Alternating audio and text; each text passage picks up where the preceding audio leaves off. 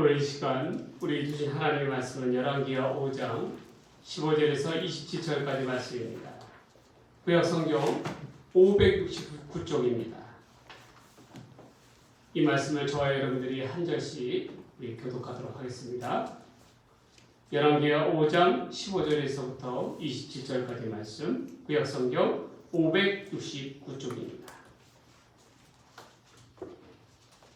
하나님의 말씀을 받들어 교독합니다. 나아만이 모든 군대와 함께 하나님의 사람에게로 돌아와서 그의 앞에 서서 이르되 내가 이제 이스라엘에 있는 온 천하에 신이 없는 줄을 아나이다. 청하건대 당신의 종에게서 예물을 받으소서 하니 이르되 내가 섬기는 여호와께서 살아계심을 두고 맹세하노니 내가 그 앞에서 받지 아니하리라 하였다. 나아만이 받으라고 강건하되 그가 거절하니라. 나아만이 이르되 그러면 청하건대 노새 2마리의 실은 흙을 당신의 종에게 주소서. 이제부터는 종이 번제물과 다른 희생의 제사를 여호와 외에 다른 신에게는 드리지 아니하고 다만 여호와께 드리겠나이다. 오직 한 가지 일이 있사오니 여호와께서 당신의 종을 용서하시기를 원하나이다.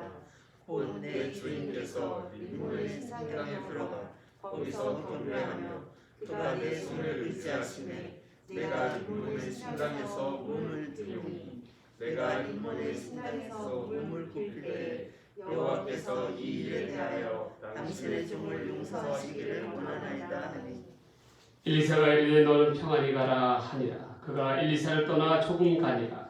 하나님의 사람 엘리사의 사원을 제하시나 스스로 이르되 내 주인이 이 아람 사람 나아만에게 명하여 주고 그가 가지고 온 것을 그의 손에서 받지 아니하였도다. 여호와께서 살아계심을 두고 맹세하니 내가 그를 쫓아가서 무엇이든지 그에게서 받으리라 하고 나아만이 뒤를 쫓아가니 나아만이 자기 뒤에 달려옴을 보고 수리에서 내려 맞이하여 이르되 평안이냐 하니 그가 이르되 평안하나이다. 우리 주인께서 나를 보내시며 말씀하시기를 지금 선지자의 제자 중에 두 청년이 에브라임 산지에서부터 내게로 왔으니 청하건대 당신은 그들에게 한 달란트와 옷 2벌을 주라 하시더이다.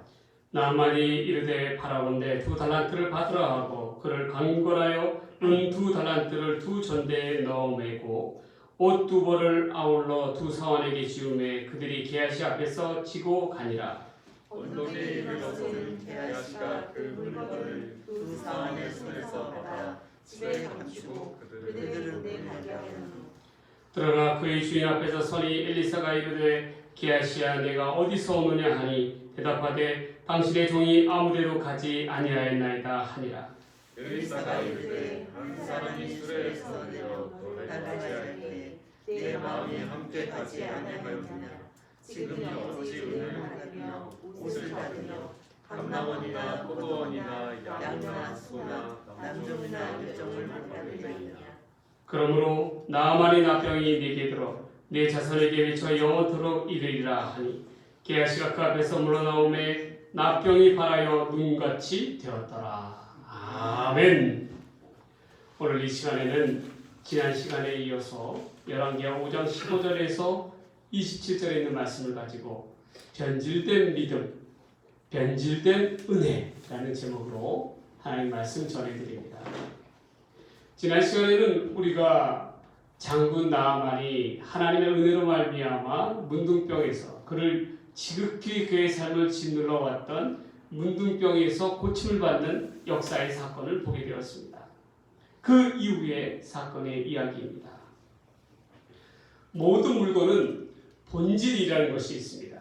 그 본질이라는 것은 순수한 그 자체이죠.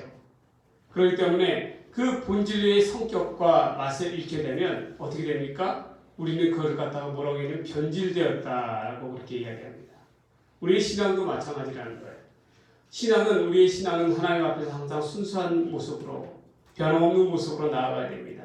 그런데 하나님께서 주신 진리에다가 무엇인가를 덧붙이게 되면 어떻게 됩니까? 그 순간부터 변질되기 시작하는 거예요. 우리 신앙의 모습도 마찬가지고 우리 믿음의 모습도 마찬가지고 하나님께 주신 은혜의 모습도 변질돼갈 수가 있다는 것입니다. 그 오늘 대표적인 사례가 오늘 본문에 나타나고 있습니다. 그렇다 그러면 우리가 살아가는 데 있어서 변질된 믿음이 되어서는 안 되고 변질된 은혜가 되어서는 안 됩니다. 우리는 올곧이 나아가는, 똑바로 하나님 앞에 올바로 나아가는 그러한 정직한 믿음이 되어야 된다는 거예요. 첫 번째로 이 변질된 믿음이 그럼 어떠한 믿음인가 살펴봅니다. 첫 번째로 변질된 믿음이라는 것은 값으로 매긴 은혜라는 것입니다. 값으로 매긴 은혜. 본문의 20절 말씀을 다시 한번 봅니다. 하나님의 사람 엘리사의 사환 게하시가 스스로 이르되 내 주인이 이 아람 사람 나아만에게서 면하여 주고 그가 가지고 온 것을 그의 손에서 받지 아니하였도다. 여호와께서 살아계심을 두고 맹세하노니 내가 그를 쫓아가서 무엇이든지 그에게서 받으리라 하고. 여러분, 하나님께서 우리 인간들에게 베푸시는 은혜에는 아주 특별한 속성이 있습니다. 그것은 뭐냐면 하나님께서는 값없이 우리에게 은혜를 주신다는 것입니다. 우리가 어떠한 하나님의 은혜를 받을 만한 자격이 있어서 또한 하나님의 은혜를 받을 만한 공로가 있어서 하나님께서 우리에게 주시는 은혜가 아니라는 거예요. 그저 하나님께서는 대가 없이 값없이 우리에게 주시는 것, 그것이 바로 하나님의 은혜입니다. 그런데 이처럼 값없이 주시는 하나님의 은혜를 변질시키는 것이 있어요. 그게 뭡니까? 은혜에 대한 대가를 바라는 것은 바로 사람들이라는 겁니다. 어떤 물건을 저울을 달매게 되면 그 무게에 따라서 값을 매기게 되죠. 사람들은 스스로 저울이 되어서 하나님의 은혜조차도 값을 매기려 한다는 거예요. 그게 바로 사람의 본성입니다. 예전에 저희 구역에 부유한 그러한 집안이 있었습니다. 그런데 문제는 그 딸이 유학을 갔다 와서 정신적으로 문제가 생겼습니다. 그를 갖다가 귀신 들렸다라고 그렇게 표현하더라고요. 근데 절대로 그것은 귀신 들린 게 아니었습니다. 저는 나중에 그 사실을 알게 되었는데 그 부모는 실로 용하다고 하는, 기도를 많이 한다고 하는, 하나님으로부터 응답을 많이 받는다라고 하는 분들을 찾아다니면서 그런 곳들을 찾아서 돈을 주고 기도를 받았다라는 거예요. 매번 기도할 때마다, 기도를 받을 때마다 가서 돈을 준 거예요. 그 대가를 준 것이죠. 저도 나중에 그 사실을 알게 되었습니다. 물론 그 부부분들이 딸을 위한 마음이 어떠했겠습니까? 그러나 그들의 믿음은 너무 낮았다라는 거예요. 그 수준이. 그래서 돈으로서 문제를 해결하려고 했다라는 것입니다. 그러기 위해서는 본인 스스로가 기도의 장으로 나아갔어야죠. 그런데 곰곰이 생각해 보니까 하나님의 치유의 은혜를 바라면서 그 안수 기도의 대가로서 돈을 받는 사람이나 과연 그것을 위해서 돈을 가져다 주는 사람이나 별반 다를 바가 없지만, 그러나 면밀히 살펴보면 이러한 행동들이 우리가 소위 세상 무당들이 행하는 바와 다를 바가 뭐가 있습니까? 말로만 하나님의 기도로서 한다는 것 그 구실 뿐이지 세상 무당과 다를 바가 없는 거예요. 이 값없이 주시는 하나님의 은혜를 자신들의 대가의 선물로 받는다는 것은 하나님 앞에 크나큰 죄입니다. 그런데 그러한 것을 서슴지 않고 행한다는 것은 그만큼 기도를 하는 사람임에도 불구하고 타락한 거예요. 타락한 중입니다. 하나님의 은혜에 대해서 값을 매기는 것 그 자체가 온당치 않다라는 거예요. 문제가 생기면 하나님께서는 하나님 앞에 본인 스스로가 나와 무릎 꿇고 기도하는 것이 최고의 방법입니다. 다른 누군가에게 의지해서는 안 되는 거예요. 오늘 본문을 잘 살펴보면 하나님이 베푸신 은혜에 대해서 값을 매기고 나아가는 그런 어리석은 사람이 있습니다. 바로 하나님의 종 엘리사의 사환, 사환이라는 것은 종이죠. 사환이었던 게하시라는 사람입니다. 나아만은 자기를 줄곧 괴롭혀왔던 문둥병으로부터 나병으로부터 자유함을 얻었습니다. 하나님 앞에 순종함으로 자유함을 얻은 거예요. 그랬더니 그 기쁨이 얼마나 컸겠습니까? 당연히 그 대가를 치르려 했겠죠. 그래서 엘리사를 찾아가서 자기가 가져온 온갖 귀한 보물들을 갖다가 예물들을 엘리사에게 드리려고 합니다. 그때에 엘리사는 이를 걷고 사양합니다. 왜 그렇습니까? 엘리사가 사양하는 데는 반드시 이유가 있었습니다. 엘리사가 이 예물을 받았다면 엘리사는 그 당시에 이방 우상들을 섬기던 신들과 섬기는 사람들과 별반 다를 바가 없는 거예요. 그런데 엘리사는 나아만에게 그것을 가르쳐주고 싶었던 거예요.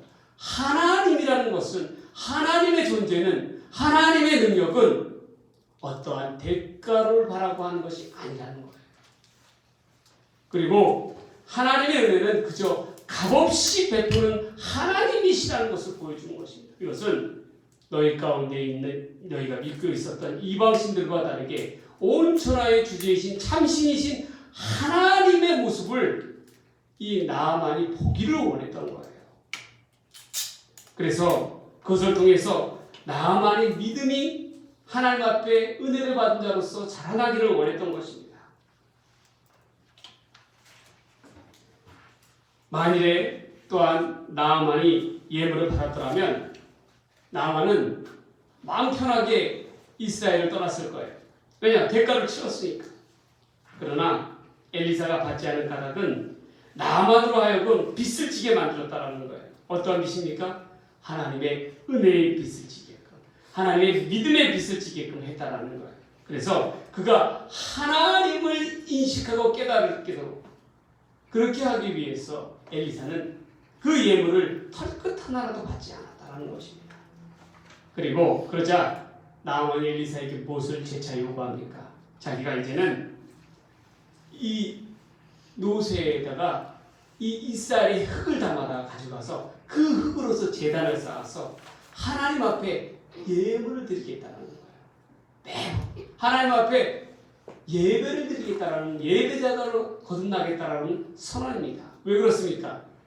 자기가 병을 고쳐보니까 여태껏 자기가 겪어왔던 그런 헛된 우상들은 다 참신이 아니었다는, 오직 이 땅 가운데 주관자이신 참신 하나님은 하나님 한 분뿐이라는 것을 고백하는 믿음이라는 것입니다. 더군다나 엘리사에게 뭐라고 요구하냐면 자기를 좀 용서해달라는 거예요.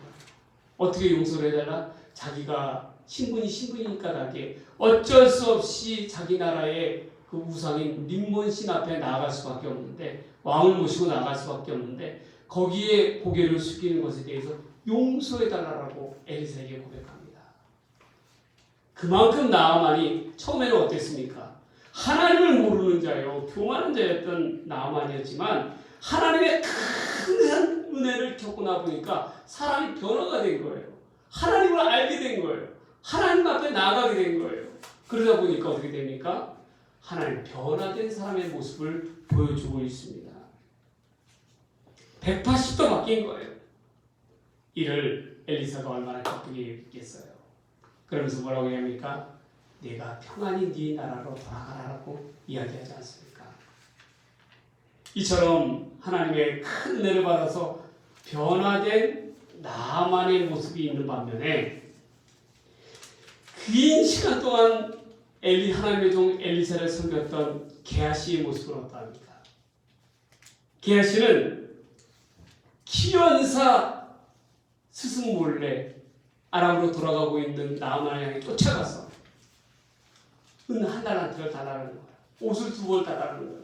이런저런 야차야차 궁실한 변명들을 하면서 그것을 이 스승의 엘리사가 달라 그랬다라고 거짓말을 하게 됐다.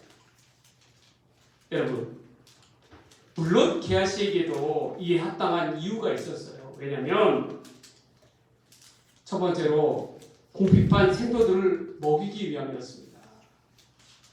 스승인 엘리사가 자기의 현실적인 모습을 간과하였다라고 그렇게 생각한 거예요. 스승을 쫓는 무리들이 얼마나 빈곤한 생활을 했겠어요. 그러한 까닭에 생활은 생활이고 현실은 현실이기 까닭에 나아만에게 재물을 달라는 것입니다. 그걸로 자기 생도들을 먹이겠다라는 거예요. 참 그럴싸한 이야기죠. 두 번째는 무엇입니까?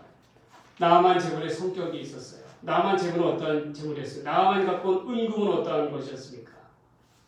바로 이스라엘 주변 약소국인 이스라엘에서 약탈한 물건들이라는 거예요. 그렇기 때문에 약탈한 물건들을 본 주인들에게 돌려준다는 게 그게 무엇이 잘못이냐는 거예요. 그렇기 때문에 돌려받겠다는 겁니다. 세 번째로는 게하시는 생각하기를 반드시 어떠한 일에 대한 대가가 주어져야 한다라고 생각한 거예요. 하나님의 은혜는 물론 값없이 주는 것이지만 그 하나님의 은혜를 베푼 스승인 엘리사에게 또한 그 물을 따르는 자신들에게 그 은혜에 대한 값을 매기는 것은 당연한 거라고 생각을 하는 거예요. 여러분, 어떻게 보면 이 주장들이 틀린 것이 아닌 것 같습니다. 그러나 분명한 것은 하나님께서는 나아만은 하나님께서 주시는 은혜를 쫓아 나아간 사람이 변화된 사람이 되었지만 게하시는 무엇을 쫓고 있습니까? 하나님의 은혜가 아닌 물질을 쫓아가는 모습을 보고 있어요. 이런저런 이유를 대면서 물질이 더 우선 앞서 나아가기 시작하는 거예요. 설령 그것이 값없이 주시는 하나님의 은혜일지언정 자신은 반드시 그 값을 받아내겠다라는 그러한 것입니다. 그러면서 뭐라고 이야기합니까? 하나님의 이름을 들먹거리면서 내가 하나님의 이름으로 맹세한다라고 이야기하고 있잖아요. 언제부터 하나님의 뜻이 게하시의 뜻이었습니까? 게하시의 뜻이 어떻게 하나님의 뜻으로 변질되었습니까? 얼마나 하나님을 향한 엄청난 죄가 담겨져 있어요. 이는 물질을 숭배하는 우상을 숭배하는 것보다도 더 큰 죄입니다.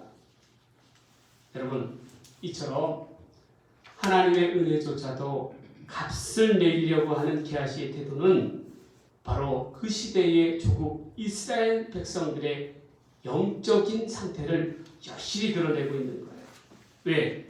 하나님보다 더 앞선 것이 있었다는 거예요. 그게 무엇이냐? 현실적인 물질의 풍요를 가져다주고 현생활의 행복을 가져다주는 물질이 하나님보다 더 중요하다라고 이야기하고 있는 것과 마찬가지입니다. 그러한 까닭에 그들은 풍요를 가져다주는 바알신과 아세라신을 섬기는 데 있어서 하나님보다도 더 우선시하였다는 거예요. 그것이 얼마나 하나님 앞에 큰 죄의 모습입니까? 여러분, 우리도 한번 돌이켜보세요. 우리는 어떠합니까? 우리도 마찬가지예요. 우리도 하나님을 믿는다고 하면서도 무엇이 더 앞서요? 우리 가운데 돈이 우선이라는 거다. 돈 앞에는 신앙이고 뭐가 없다라는 거예요. 그토록 몇십 년 동안을 하나님을 믿어왔음에도 불구하고 돈 앞에서는 하나님도 없어 쩔쩔쩔쩔 누리는 거예요. 그러한 모습들이 우리 가운데 만연해 있지 않습니까? 게하시의 가장 큰 문제점은 하나님의 사람으로서 자신의 삶의 중심을 하나님께로 두어야 함에도 불구하고 하나님의 은혜를 따라 나아감에도 불구하고 어떻게 됩니까? 변질되어서 자신의 탐욕과 물질을 그 자리에다 두었다라는 거예요. 심지어는 하나님의 값을 주시는 은혜조차도 스스로 저울이 되어서 그 값을 매기고자 하는 하나님의 은혜를 팔아먹는 변질된 타락한 종이 되어버린 것입니다. 여러분, 얼마나 무서운 그러한 죄의 모습입니까? 우리 스스로의 모습도 한번 돌이켜봅시다. 한국교회 가운데, 한국교회의 모든 교회의 문제들의 중심 가운데 뭐가 있습니까? 바로 돈이 있어요. 물질이 있습니다. 물질이 하나님보다도 우선이 되어서 이 물질로 인해서 교인들이 고통을 받는 거예요. 물질에 현혹되어서 목사들이 교인들이 타락하는 거예요. 물질이 문제입니다. 이러한 탐욕의 모습들이 죄가 되어서 하나님의 몸된 교회를 변질시키는 것.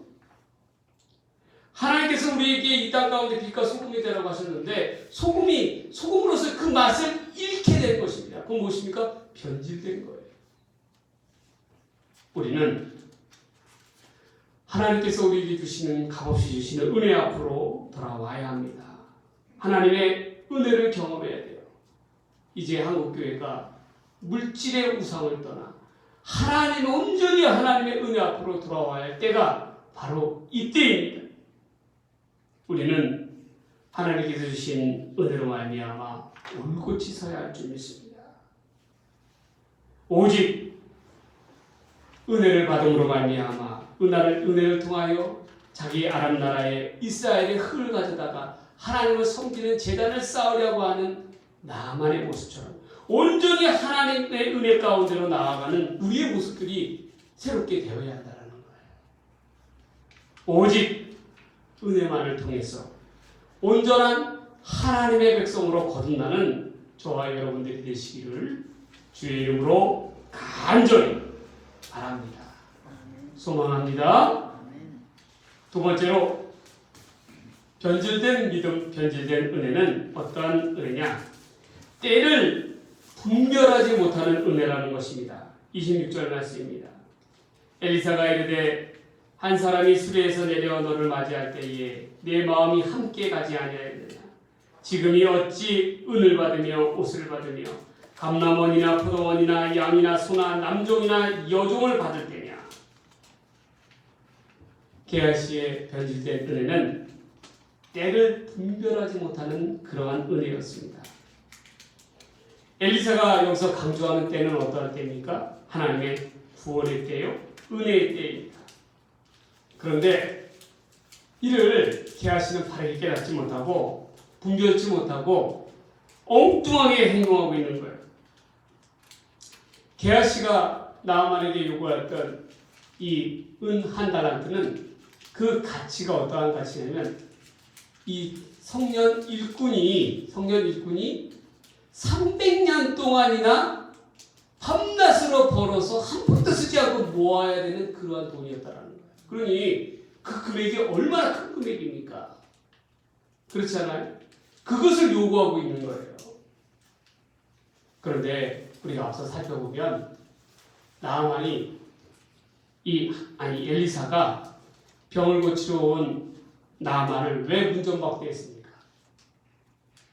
왜 직접 버선발로 나와서 그를 맞이하여 안수하여 기도하여 함으로 낫게 해주지 않고 오직 그의 종을 통해서 대꾸도 안 하고 만나주지도 않고 그저 요단강에 7번 물을 담으시오. 그러면 당신의 몸이 깨끗해질 것입니다. 라고 한 까닭이 어디 있었어요? 그것은 바로 아람 나라를 대표하는 나만에게 이 온 땅, 이 세상 가운데 하나님의 말씀만으로 나타나는 능력을 보여주기 위한 것이에요. 거짓된 헛된 그러한 우상들의 숭배자들은 그들의 종교적 행위를 통해서 구원을 받는다고 생각하지만 구원을 오직 나는 것은 하나님의 말씀으로 이루어진다는 것을 보여주기 위한 까닭입니다. 그러한 까닭에 엘리사는 나만을 만나주지도 않은 거예요. 또한 엘리사가 나만을 병고침을 받은 나만을 위해서 아무런 대가를 받지 않을 까닭은 어디에 있었습니까? 왜 바리바리 싸들고 와서 강권하며 보답하고자 하는 나만을 거절한 까닭이 어디에 있어요? 이것은 하나님의 은혜는 결코 값으로 살 수 없는 것이다.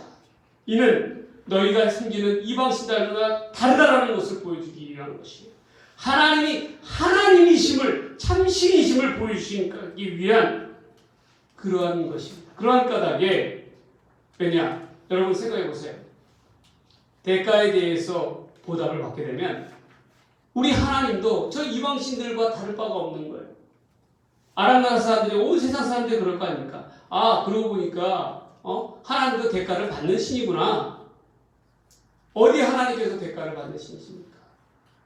그러한 까닭에 하나님은 너희들이 섬기는 물질이 신이 아니라는 것을 보여주기 위해서 엘리사는 털끝 하나도 그 예물을 받지 않았던 까닭이 거기에 있습니다.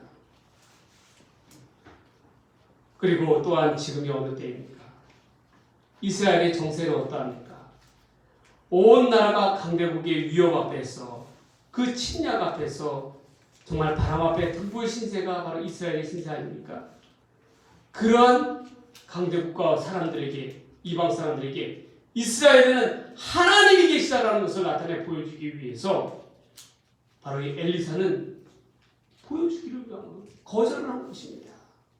그런데 그러한 까닭을 나아만에게 나타내 보이고자 하는 것이 아닙니까? 이것은 무엇입니까? 나아만을 비롯해 나아만을 생겼던 아람 왕 또한 아람 나라의 백성들 그 강대국조차도 두려움을 갖게 만드는 거예요. 이스라엘은 하나님이 계시다.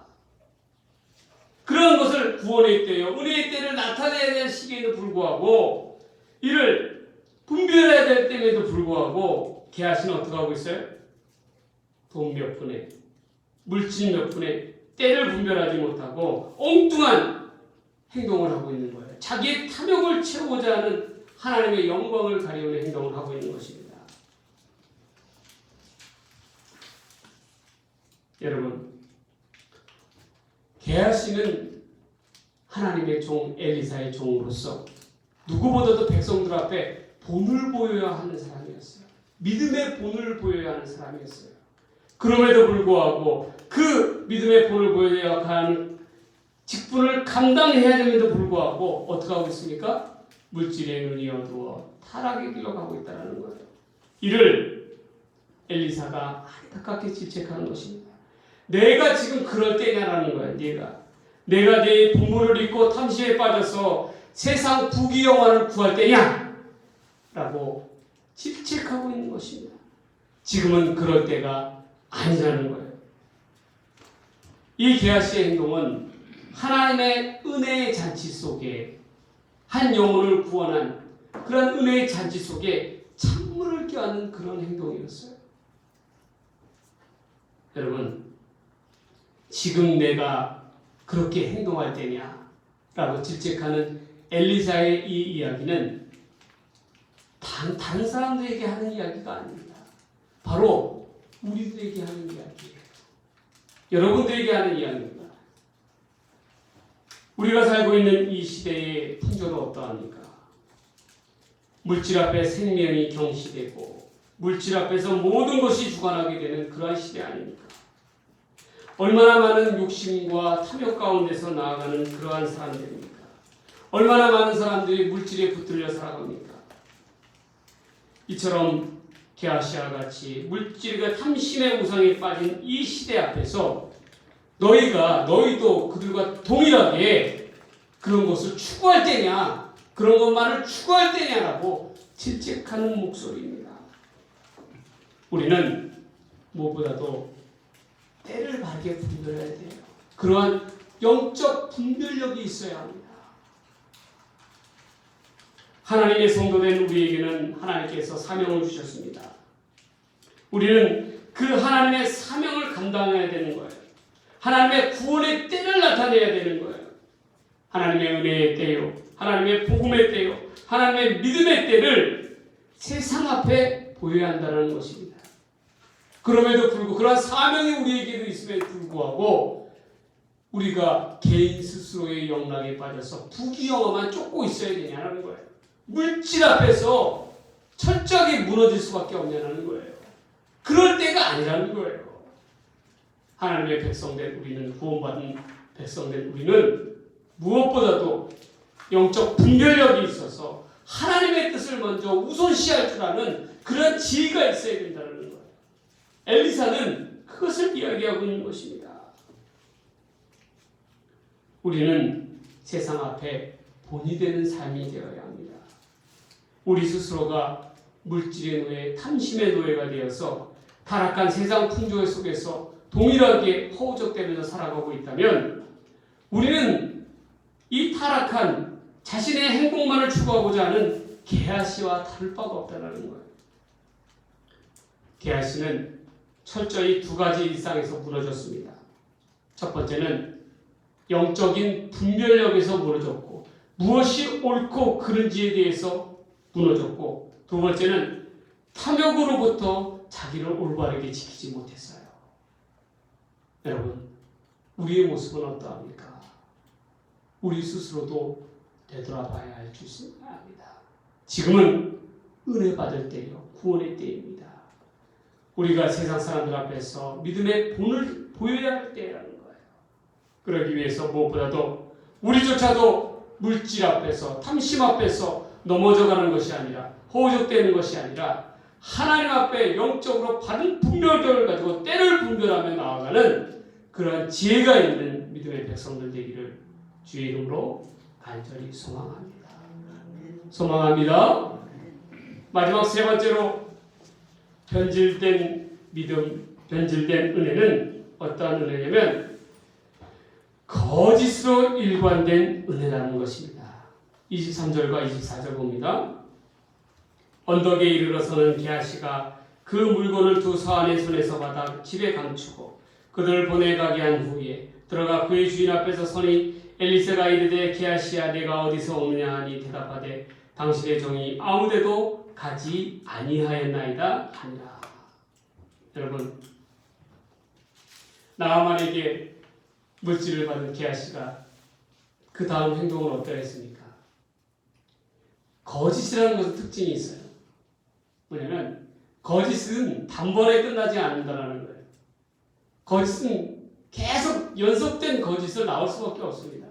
게하시의 모습을 보십시오. 나만에게 의해서 뭐라고 거짓말합니까? 스승이 물질을 달라고 했다. 거짓말이죠.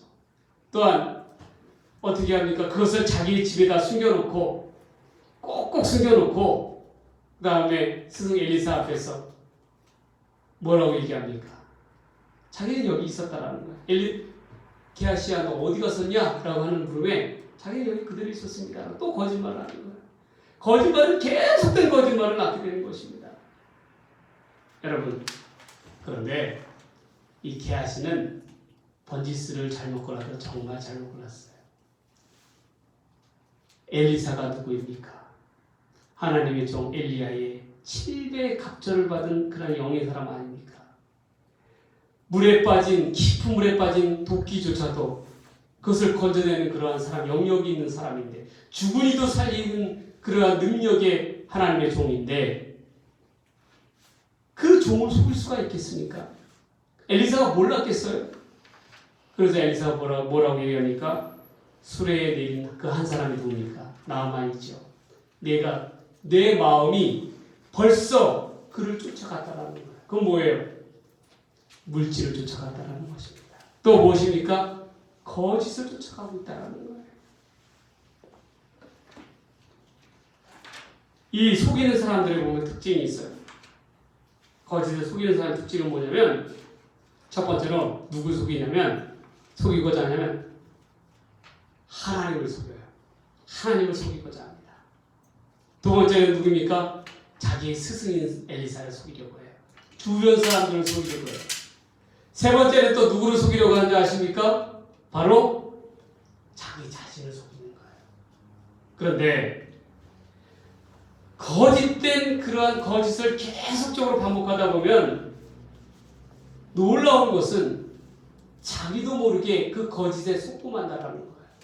마치 거짓이 진실이냐 그렇게 속는 경우가 너무나도 많다는 거예요. 사기꾼들 보세요, 여러분들. 사기꾼들을 보면요, 가만 보면요, 어떻게 하고 있어요? 결국에는 자기도 속고 있어요. 그런 경우가 얼마나 많은지 모릅니다. 심지어 게하시는요, 스승을 속이는 것만 아니라 살아계신 여호와 하나님의 이름을 들먹거리면서 맹세하면서 속이고 있는 모습을 보게 됩니다. 하나님의 이름을 거짓 가운데 판 거예요. 얼마나 그 죄의 대가가 컸겠습니까? 그로 인해서 엘리사로부터 게하시는 어떠한 징벌을 받습니까? 너뿐 아니라 내 후손들, 자손들까지도 이 나아만의 나병이 그리로 가게 될 것이다 라고 이야기하지 않습니까? 얼마나 무서운 그러한 죄의 대가입니까? 근데 어떠한 이들은 이렇게 이야기할 수 있어요. 아무리 그렇다 치더라도 자기의 종이었던 게하시를 이 문둥병자로 만들 수 있느냐, 너무 참혹한 벌이지 않느냐 라고 이야기할 수 있어요. 그러나 여러분 꼭 기억하십시오.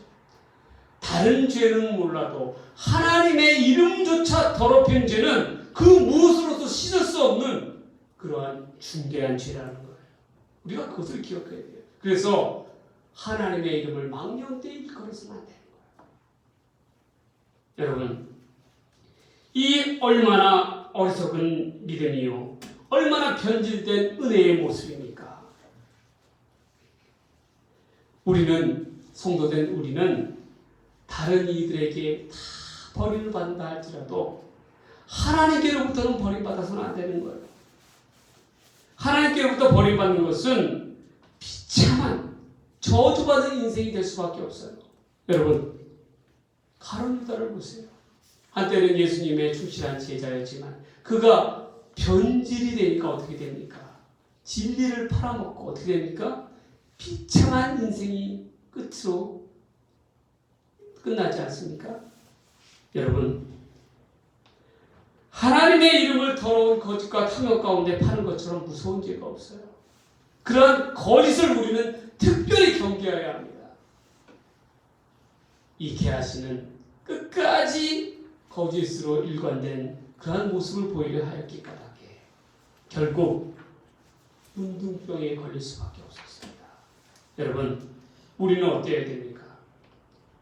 우리는 하나님 앞에서 우리의 믿음은 진실한 믿음이 되어야 합니다. 하나님 앞에 진실한 믿음, 하나님의 이름의 영광을 나타내는 믿음이 되어야 된다는 거예요. 그렇지 아니하고 변질된 믿음이 되면 그만큼 저주받은 인생이 되는 것입니다. 가장 불쌍한 자들이 어떠한 자들인지 아십니까, 여러분? 마지막 때에 복음의 진리에 가장 가까이에 있었음에도 불구하고 어떻게 합니까? 복음으로부터 떨어져 나가버리는 그러한 사람들이 가장 어리석은 자예요. 진리가 바로 내 옆에 있었음에도 불구하고 어떻게 돼요? 그 진리를 붙잡지 못하고 어떻게 돼요? 진리로부터 동떨어지게 되는 그러한 사람들.